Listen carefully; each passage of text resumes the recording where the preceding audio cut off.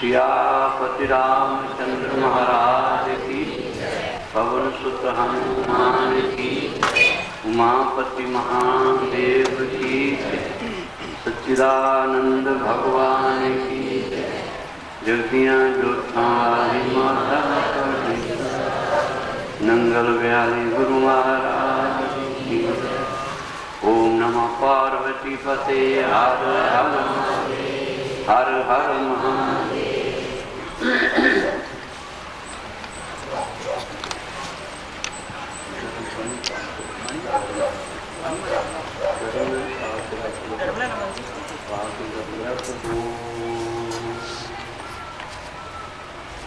गजाननं भूतगणाधिसेवितं कपित्थजम्बो फलचारुभक्षणं उमासुतं शोकविनाशकारिणं नमामि विघ्नेश्वरपादपङ्कजम् अखण्डमण्डलाकारं व्यापितं येन चराचरं तत्पदं दर्शितं येन तस्मै श्रीगुरुवे नमः। सद्गुरु के सुमरण मात्र से नाशक विघ्नान्त साधे सर्वरंग में ध्यावत है सब संत दंडौत वंदना कुबार सर्व कला समरथ डोलन तेरा को नानक दे कर डोलन तेरा को प्रभु जन नानक दे कर। ओम करुणावतारम संसार सारम भुजगेन्द्रहारम सदा वसंतम विद्याविंदे भंगवामी शैतं सर्वमंगलमंगले शिवे सर्वाधिसाधिके शरण्ये त्र्यंबके गौरी नारायणी नमोस्तुते। या देवी सर्वभूतेषु शक्तिरूपेण संस्थिता नमस्तस्यै नमस्तस्यै नमस्तस्यै। गुरु ब्रह्मा गुरु विष्णु गुरुदेवो महेश्वरा गुरु साक्षात् परब्रह्म तस्मै श्री। बोलो मेरे गुरु महाराज आनंद कंद भगवान।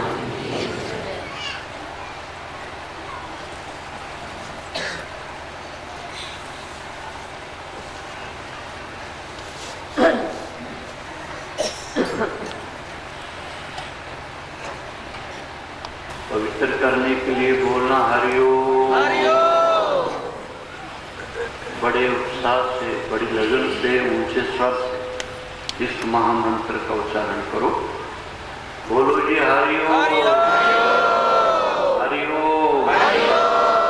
जो लोग नए आए हैं जिनको पता ही नहीं है कि हरिओम का तात्पर्य क्या है। हरि शब्द कहने से पापों का हरण हो जाता है, पापों का नाश हो जाता है। हरि कहते हैं जो निराकार शक्ति जब धरती पर अवतीर्ण होती है, अवतार लेते हैं सर्वगुण स्वरूप में, तब उसे क्या कहते हैं? हरि। क्या कहते हैं? हरि। हरि बोलना। सर्वगुण स्वरूप भगवान का उसे हरि कहा। जो भगवान का निराकार स्वरूप है, जिसका कोई आकार ही नहीं, बोलना हरि ओम। ज्योति स्वरूप और वो जो के ओम शब्द है, ओम उस निराकार का प्रतीक, बोलना हरि ओम। तो इसमें क्या हुआ? हरिओम कहने से एक तो निराकार भी बीच में आ गई और साकार भी बीच में। बोलना हरि ओम कहने का तात्पर्य यह है कि निराकार की बंदगी हो गई और साकार की उपासना हो, है ना। यानी कि निराकार को मानने वाले भी खुश यहाँ आते और जो साकार को मानने वाले वो भी यहाँ आके खुश है। यहाँ कोई निराश नहीं जा सकता, यहाँ सब खुशी लेके जाएंगे और सुख लेके जाएंगे और दुखों का नाश करा के जाएंगे। बोलना रात को बताया था कि आप सब चाहते हो कि हमें ऐसा सुख प्राप्त हो जिस सुख को प्राप्त करके फिर कभी दुख ना।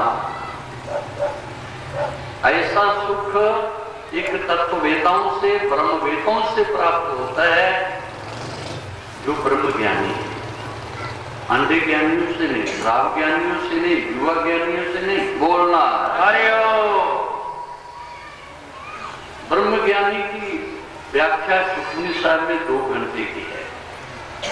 सुखमनी साहब के अंदर सुखों की मनी चाहते हो तुम लोग ऐसा ही सुख, जिस सुख को प्राप्त करके कभी दुखी ना हो, तो सुखों की मनी सुखमनी साहब। बोलना सुखमनी साहब में 5वीं पातशाही रबी जोत, जो गुरु नानक की जोत चली आई पहली पातशाही से लेके 10वें स्थिति तक, यानी कि शरीर अनेक, रूप अनेक, जोत एक। बोलना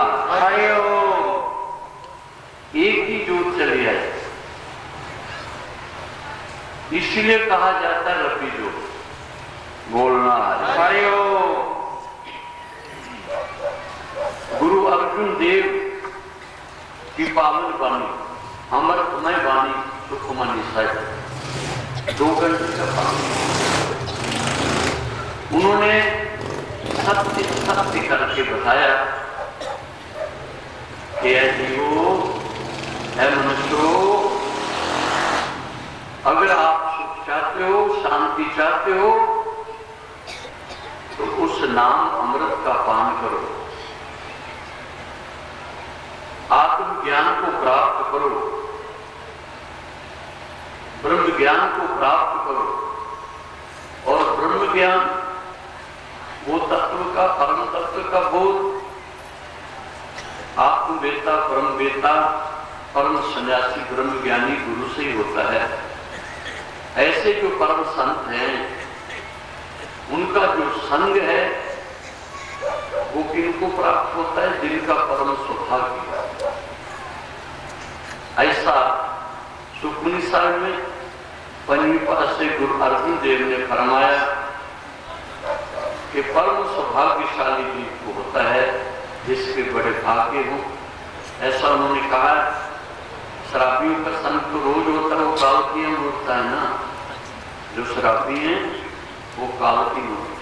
बोलना मांसाहारी, ज्वारी, व्यभिचारी, दुराचारी सब काल की होती है। बोलना जो तत्ववेता है, ब्रह्म ज्ञानी है, वो दयाल की साक्षात ईश्वर की मुक्ति होते हैं। इस वास्ते उन्होंने अपने श्रीमुख से फरमाया पावन वाणी में कि ऐसे तत्ववेदों का, ब्रह्म ज्ञानी का संग सबको प्राप्त नहीं। जिनके बड़े भाग्य हों, परम सौभाग्यशाली लोग, उनको ही प्राप्त हो। नकर्मे तो आते ही नहीं उनके पास। नकर्मे तो पास विवाह के साथ विवाह हो जहां सत्संग नहीं आएंगे। जहां सत्संग हो घर के साथ, घर बिल्कुल सत्संग के पास ही घर हो, नकर्मा नहीं आ सकता। और जो परम सौभाग्यशाली है वो दूर से चल के आ जाएगा सत्संग में, सत्संग करने। बोलना इसलिए उन्होंने दर्शाया कि साध का संग वटपा की पाई। कौन? ब्रह्म ज्ञानी साध का संग कौन करने के बाद नहीं पता चला। वटे पागल वाले कौन करने के? नकर्मे तो आई नहीं सकते। पत्नी पास से कह रहे। बोलना साध का संग वटपा की पाई। और साध की सेवा नाम जय। नाम कौन ध्यान के? जो संतां की सेवा कर। ये पंजवीं पासे कह रहे सुखमन साहब के बोलना साध की सेवा नाम त्याइए। नाम वही लोग त्याएंगे, वही लोग जपेंगे जो संत सेवी होंगे, जो निष्काम भाव से संतों का संग करते हैं, निष्काम भाव से संतों की सेवा करते हैं और वही नाम जप सकते हैं। उनके अंदर नाम की ज्योत जग जाती है। आपको सतनाम, उनके अंदर नाम की ज्योत जग जाती है। ज्योति तो सबके अंदर ही है, पर प्रकट तो कोई भी करता ना। ज्योत है सबके अंदर। परमात्मा ही ज्योत रूप होकर के हमारे आप सबके अंदर विद्यमान है। शब्दों में कोई उसे कहता है राम, कोई कहता है शाम, कोई कहता है सलाम, कोई कहता है सतनाम, कोई कहता है रहीम, कोई कहता है अल्लाह, कोई वाहिगुरु, कोई कहता खुदा, कोई कहता सतकर्तार, निरंकार, कोई कहता परमात्मा, कोई कहता परमेश्वर और कोई बेचारा देहाती कहता रब। बोलना है ना? है तो वो एक ही। भाषा में उसके कई नाम देख। बोलना है वो सबका मालिक एक। हाँ, जो योग्य हैं, लायक, जिनको कोई ब्रह्म ज्ञानी का संग मिल गया, जो तत्ववेदों का, ब्रह्म ज्ञानियों का संग करते हैं, उनके संपर्क में आ जाते हैं, उनसे उस परम तत्व को प्राप्त कर लेते हैं, उस ब्रह्म ज्ञान को, आत्मज्ञान को, वही योग्य बन जाते हैं, लायक हो जाते हैं, वही समझदार हो जाते हैं। तो जो समझदार है, जो आत्मज्ञान को प्राप्त करेंगे, वही समझदार। बोलना वो लायक योग्य है। और जो वो लायक हो गया, योग्य हो गया, समझदार हो गया, उसके लिए सब अनेकों नामों में एक ही को समझेगा। बोलना वो सब इन नामों के अंदर किसी को समझेगा एक। समझने वाले ने रब समझ लिया। सरल बात क्या है? जिनके अंदर जिज्ञासा है, जिनके अंदर श्रद्धा है, जो ब्रह्म ज्ञानी के पास हेलो टेस्टिंग करने नहीं आते, जो श्रद्धा से वो बस समझेंगे, वो खाली जा ही नहीं सकते। झोले भर के जाएंगे, खाली नहीं। वो समझेंगे, जो समझेंगे वो करेंगे, जो करेंगे वो करेंगे। बोलना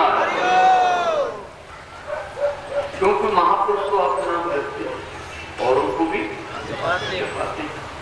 आप करते हैं औरों को भी तारते हैं। आप जपे अवरों को नाम जपा, आप करे अवरों को तरा। यही महापुरुषों का काम है। जो असली संत है, महापुरुष है, उनके लिए दूसरा कोई नहीं। वो नहीं समझते कि ये ब्राह्मण, क्षत्रिय, वैश्य, शूद्र, हिंदू है, मुसलमान, सिख है, ईसाई। बोलना वो ये नहीं समझते। वो कहते ये एक परमात्मा का जीव है, जिनकी सरल भाषा में कहते हैं परमात्मा का बंदा। क्या कहते जी?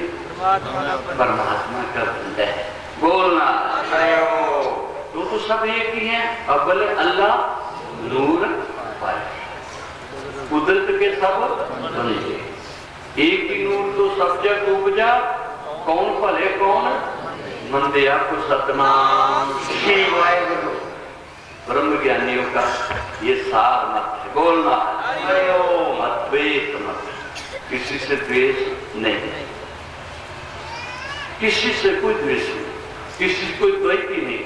अद्वैत, सबके अंदर एक परमात्मा के नूर को जानते हैं कि दूसरा कोई है ही नहीं है। इसलिए उनका साझा उपदेश, तत्ववेता ब्रह्मज्ञानियों का साझा उपदेश सबके लिए, चाहे वो ब्राह्मण, क्षत्रिय, वैश्य, शूद्र, हिंदू, मुसलमान, सिख, ईसाई, कोई भी हो, सबके लिए बराबर और साझा उपदेश। एक सत्यमय, एक ईश्वरमय, एक परमात्मा में बोलना है, एक नूर में, सिर्फ के अंदर तो उसी का नूर है। बोलना है। सत्य जो है, वेदों में सत्य ईश्वर को कहा है। सरल भाषा में संत वाणी में भी कहा है, सत्य है ईश्वर, और सतगुरु भी वही है। सत्य है ईश्वर, सतगुरु जिसको सतगुरु कहते हैं, इन्हीं के बस भेष में सतगुरु है, वेशभूषा में नहीं। बोलना कोई भी भेष डाला हो उसने शरीर में, तन को ढकने के लिए, ढांपने के लिए। भगवा वेश तो वैसे भगवान का भेष है, ये तो गुरु के द्वारा पहना जाए तभी इसके सार का पता चलता है, नहीं तो सबको पता नहीं चलता है। जो भगवा वेश है, एक भगवान का स्वरूप है, अग्नि का रूप है। जैसे अग्नि में सब कुछ डाल दो भस्म हो जाता, अग्नि में जो चीज डालोगे तो जो तो गुरु के द्वारा इसे पहनेगा वो समझेगा इस भगवान। जो वैसे डाल लेते हैं वो तो ढोंगी होते हैं, हमें को महात्मा कहे, हमें को भक्त कहे, मत्था देख के, पेश को देख के प्रणाम करे तो और मरेगा प्रणाम करने से। बोलना है उसका उत्थान नहीं हो सकता, कल्याण नहीं हो सकता। ना भाषा से भगवान है ना पेश में, भाषा से नहीं, पेश में भी नहीं। क्या भाषा क्या पेश, बोलना है। और क्या संस्कृत भाव चाहिए सांच, काम जो आवे कामरी क्या करे समाज। शस्त्र तो वही है जो समय पर काम आए। तुम्हारे घर में टकुए, सभी तलवारा सब कुछ है, बोलना है। और जिस वेले कोई फौज दुश्मनों के सामने खड़ी है तो उस वक्त कौन सा शस्त्र काम है? बोलो मेरे पास है ऐसा। इतने लोग बैठे हैं, एक नहीं जवाब दिया। इस सत्संग करते रहते बदमाश, बोलना है, सुनते भी रहते हैं। और रामस्वरूप को इन्होंने बहुत दफा वहां बुलाते भी रहते हैं, हमारे पास भी जाते ही रहते सब कुछ। बोलना है। कभी इसने जवाब दिया, हट से जवाब दिया। बोलना है। तुम्हारे सामने दुश्मनों की फौज आ जाए लड़ने के लिए अस्त्र शस्त्र लेके, तो तुम्हारे पास उस वेले कौन सा शस्त्र काम आएगा? अरे उन्हें सही जवाब। सारे बोलो जो साढ़े पास है, जो पोल है पास है वही काम आएगा ना। कि जगह घर रखे थे तो बोलो। अच्छा, असी घर विच बहुत पुस्तक रखी है, श्री रामायण भी रखी है, श्री गीता भी रखी है, हनुमान चालीसा भी रखी है, दुर्गा चालीसा, 18 पुराण भी रखे हैं, 108 उपनिषद भी रखे हैं, 4 वेद भी रखे हैं, 6 शास्त्र भी रखे हैं, बाइबल भी रखी है, पुराण भी रखा है, गुरु ग्रंथ साहिब भी रखा है, अनेक धर्म ग्रंथ रखे हैं घर में। अंत समय तुम्हारे सामने फौज केड़ी आनी है, जमदूत। मैं तो साफ कहना चाहता, बोलना सत्संग कभी मिलता है सज्जनों।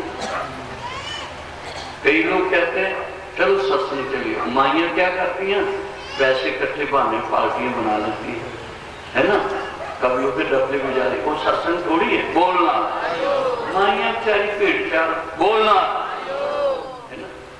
हाँ, नंगल महाराज ने सत्संग रखा था, इन कहने अध्यात्म सत्संग, आत्मज्ञान का सत्संग, ब्रह्म ज्ञान का सत्संग, सार शब्द का सत्संग। बोलना जिसलिए रबी जो गुरु नानक देव सारे संसार के लिए सांझा उपदेश कर रहे हैं और कह रहे हैं शब्दी धरती, शब्द आकाश, शब्दों शब्दी भया प्रकाश, सगली सृष्टि शब्द के पासे, नानक शब्द घटा घट रस।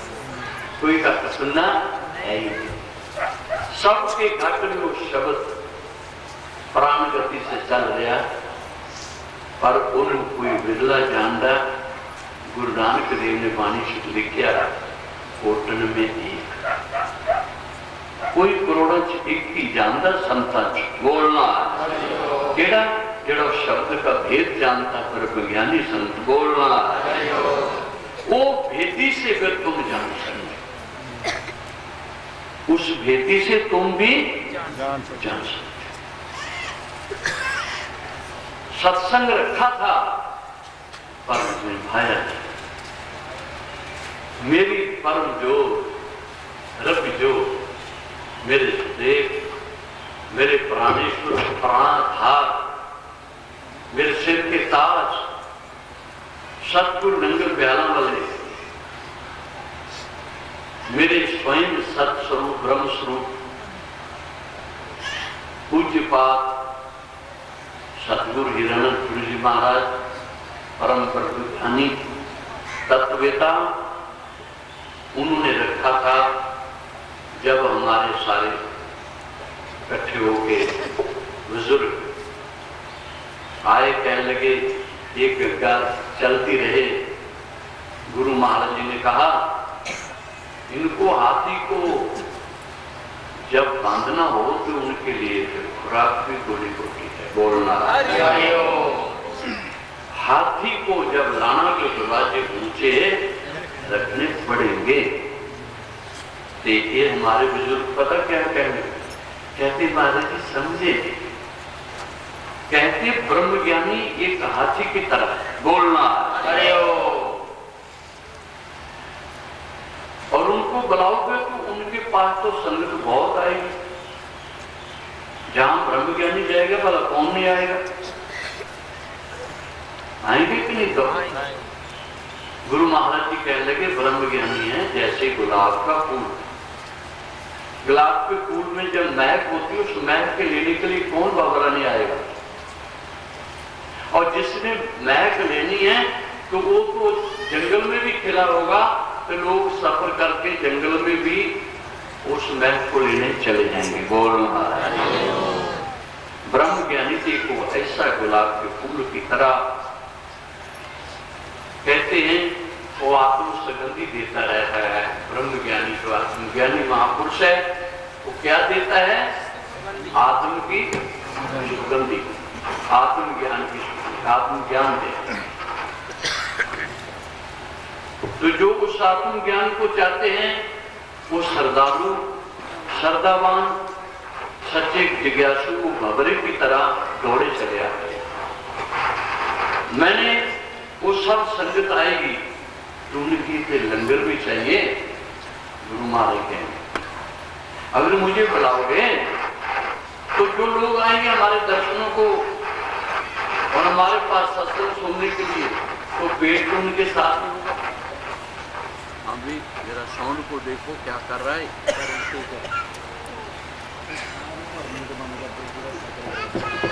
चलो एक ही चले, नहीं दोनों चले।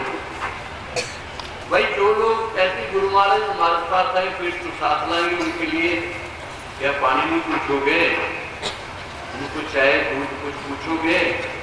नाश्ता पूछोगे कि नहीं? हाँ जी। या खाने के टाइम खाना? इसके लिए सारी व्यवस्था करोगे।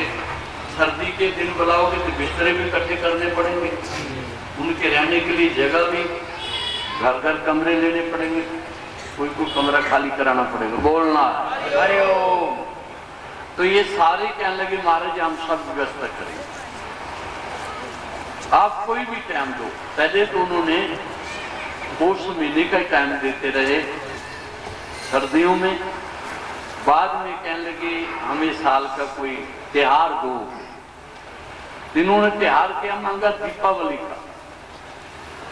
वैसे तो उनके लिए दिल्ली वालों ने और नाभा वालों ने, चंडीगढ़ वालों ने बर्दाश्त की, उनको नहीं मिला, लेकिन तुम्हारे को मिला।